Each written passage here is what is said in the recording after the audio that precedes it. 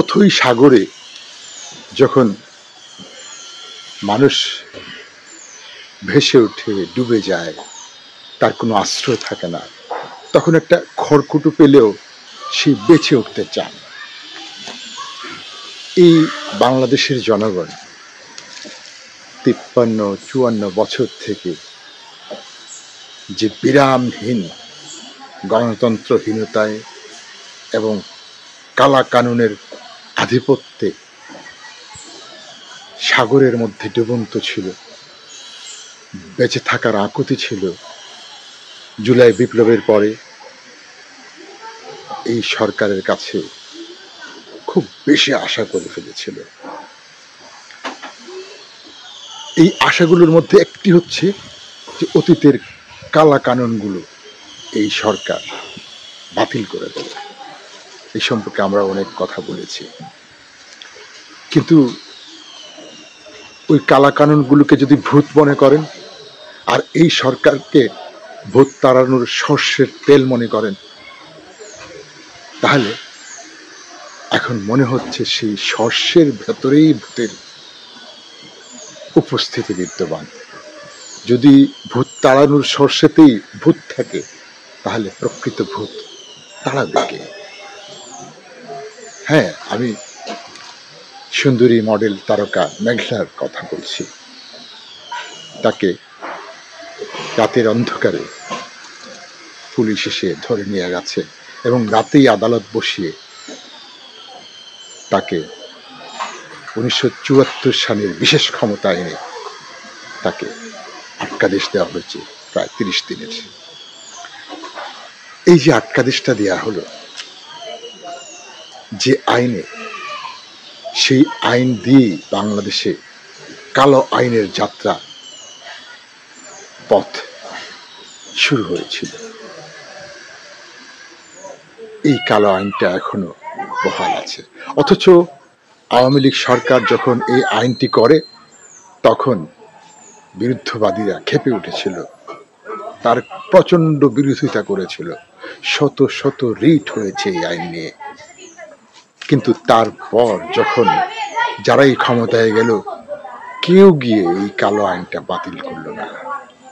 ক্ষমতার বাইরে থাকতে যখন কালো আইন নিজের উপরে প্রয়োগ করা হয় তখন ক্ষেপে যান, আর ক্ষমতায় যাওয়ার পর এই আইনটাই তারা নিজেরা ব্যবহার করে থাকেন। কাজেই বলা হয়ে থাকে যে সংস্কারটা নির্বাচিত সরকার করতে পারবে না, কারণ সরকারগুলো ক্ষমতা চায়, আর ক্ষমতার জন্য কালা কানুনের খুবই বড্ড প্রয়োজন। এই কালা কানুনকে স্থায়ী করে রাখার জন্য কেউ সংস্কারের পক্ষপাতী হবে না, যদিও বলে থাকে। বিএনপি 90 সালে বলেছিল অনেক সংস্কার তারা করবে, কিন্তু ক্ষমতায় যাওয়ার পর কিছুই থোড়াই করেছে। তো এই জন্য আমরা আশা করেছিলাম সাধারণ জনগণ, ডক্টর ইউনূসের সরকার, উপদেষ্টা সরকার হয়তো এই কালো আইনগুলো বাতিল করবেন সংস্কারের মধ্যে।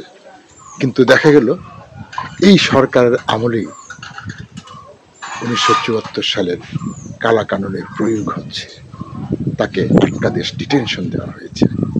মহামান্য হাইকোর্টের অনেক রুলিং আছে যে 1974 সালের আটকাদেশটা দেওয়া যাবে না, পুলিশ 54 ধারায় গ্রেফতার করে এই আইনে আটকাদেশটা দিতে পারবে না, এরকম অনেক রুলিং মহামান্য হাইকোর্টের আছে। কিন্তু সরকার তো বিশাল দানব, সে এগুলো থোড়াই তো আজ্ঞা করে।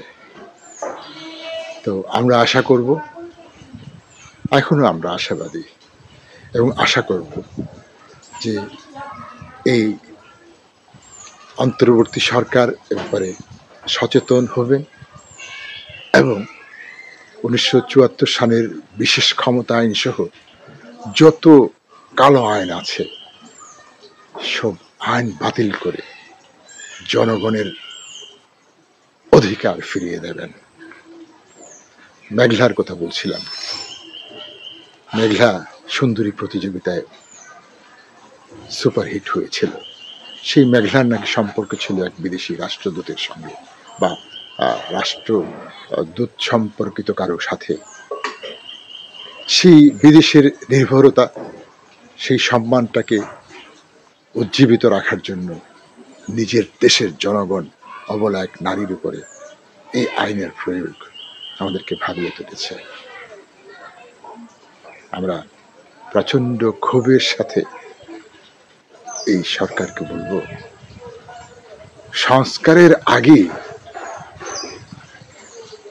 এই ডিজিটাল নিরাপত্তা আইন সহ একেবারে সূচনার 1974 সনের স্বাধীনতার মাত্র 2 বছর পরে 74 সনে যে একটা কালো আইন আওয়ামী লীগ সরকার করে গিয়েছিল, সেটা যেন ওনারাই বাতিল করে যান, কারণ কোনো নির্বাচিত সরকার এটা বাতিল করবে না।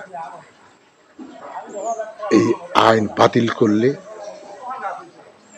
আমাদের জনগণের অধিকার প্রতিষ্ঠিত হবে, আর যতক্ষণ জনগণের অধিকার প্রতিষ্ঠিত না হচ্ছে ততক্ষণ দেশ সভ্য হয়ে উঠতে পারে না।